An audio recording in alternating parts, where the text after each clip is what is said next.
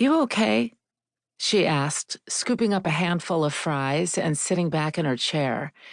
He sighed and set his burger down and then shook his head slowly. I don't know. He popped a fry in his mouth, chewing for several seconds before speaking. So, turns out that my family thinks I'm a giant slut. Carly sputtered as she nearly inhaled a lungful of potato.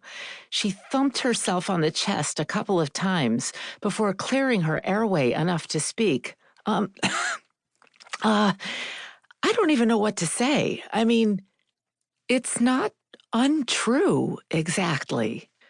Dean frowned. Not that I'm judging, she hastened to add, raising her hands in a placating gesture. What brought this on? My cousin Luke's getting married next week in Mexico, and he and his fiancée asked me to bring a date so I don't fuck everything that moves. She laughed and then shoveled some more fries into her mouth.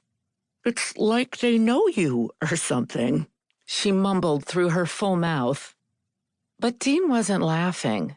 He was biting his lip, glancing down at his lap, a frown still on his face. Wow. This really bothers you, huh? She asked, wiping her hands on her jeans.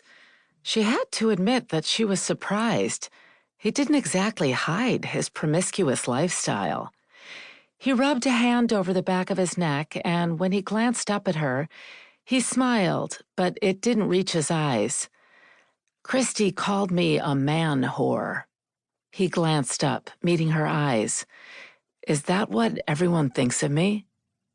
God, she'd never seen him rattled like this, and she had to admit there was something endearing about it, as though the legendary Dean Grayson was a mere mortal after all.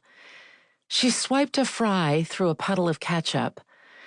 I can't speak for everyone, but it's a free country, and you can live your life the way you want.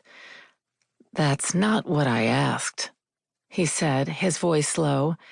His eyes met hers, sending heat zinging through her. She licked her lips and, for just a second, his gaze dropped to her mouth. I don't think you're a man-whore. Yeah, you have a bit of a reputation, but that can't be news to you, Dean. It's not. I guess I just didn't realize my own family thought of me as the town bicycle. Listen, if it bothers you, maybe it's time to change it up. But like I said, if you're happy, you're free to live your life the way you want. He leaned back in his chair, a thoughtful expression on his face. Over the bar's speakers, I've Had the Time of My Life from Dirty Dancing came on, and she pointed toward the ceiling with a French fry. You want to dance it out? You can be baby, and I'll lift you. She bobbed her shoulders in time to the music, and a hint of smile turned up the corner of his mouth. You're gonna lift me. I must have 75 pounds on you. She curled her lip and flexed her bicep. I've been working out. Welcome to the gun show. He scoffed and pointed at her arm. Oh yeah, your Nerf arms are real impressive, Car. She laughed, and her French fry morphed into a microphone as she started to sing along, getting into the song, determined to coax a full smile out of him.